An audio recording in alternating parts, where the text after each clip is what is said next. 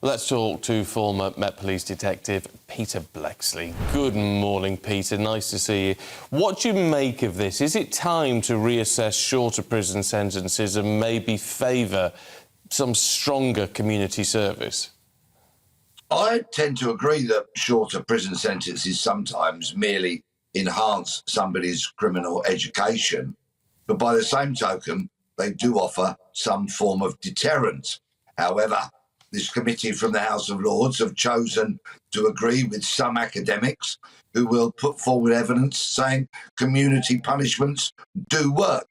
But for me, the key word here is rigorous. And the Lords use that word almost at the forefront of their report, rigorous community sentences, because far too often what happens is that criminals turn up to take part in these sentences, be it graffiti removal, litter picking, or something a bit more useful and creative. And what they do is they turn up late. They don't turn up at all. They are in greater numbers than those people running the courses. And they, quite frankly, intimidate them. And they say, I'm here, you put a tick against my name, and I'm off.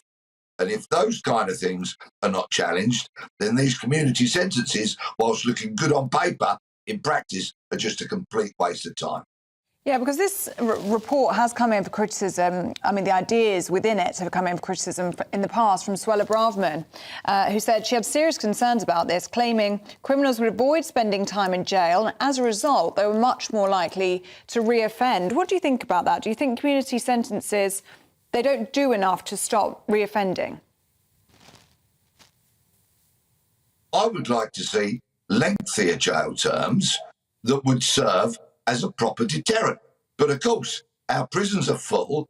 Trying to build new prisons is problematic because they're expensive, and planning permission is often very, very difficult, because whilst many MPs will come onto your channel and others and say, yes, lock up criminals, that's all well and good until planning permission for a prison in their constituency starts going through the process, and then all of a sudden they're not quite so keen on prisons.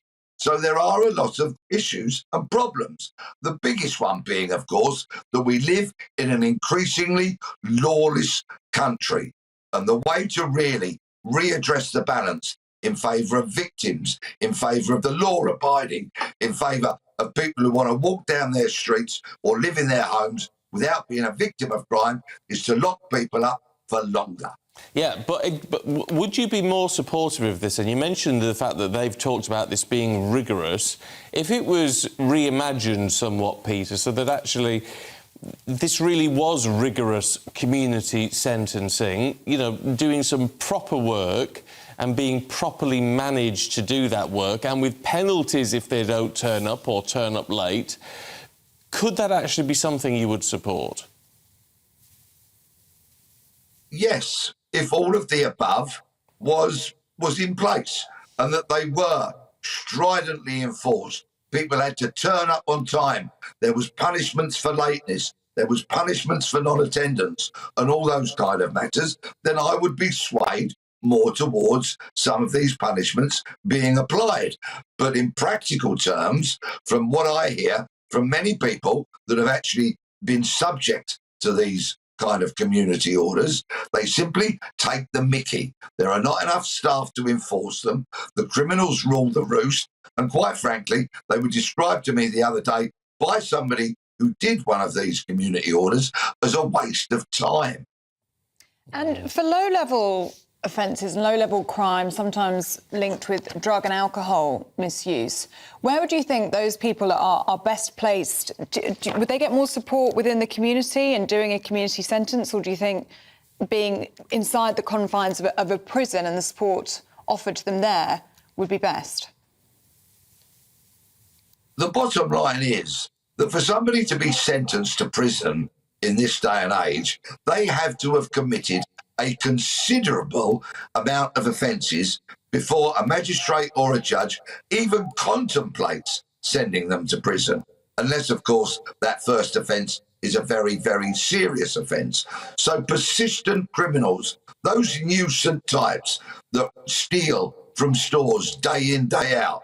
Those nuisance types that burgle houses, break into vehicles, commit antisocial behaviour, and all those kind of things have to have committed a raft of sentences before they ever see the inside of a prison.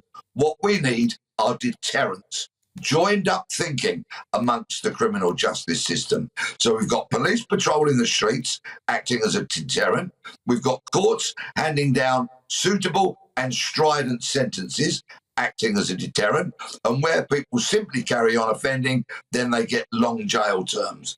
Until we have this joined up thinking, we're going to live in an increasingly lawless Britain, unfortunately. This all harks back to, though, the idea that, I mean, obviously prison has to be, as you say, it has to be a deterrent, it has to be a punishment. Well, any sort of sentence has to be a punishment, but there also has to be some element of rehabilitation. And the argument is people aren't getting enough of that in prison. There's no point people being sentenced if you're not going to try and help them not re-offend when their sentence is up. I wholeheartedly agree with you, Stephen. Punishment without rehabilitation is a complete and utter waste of time, which is why those people that get lengthier jail terms, generally speaking, have a greater chance of turning their lives around because they have a long time to confront their offending, look at the harms they've caused, have some kind of guilt and actually accept their wrongdoing, to repent almost and to regret their actions.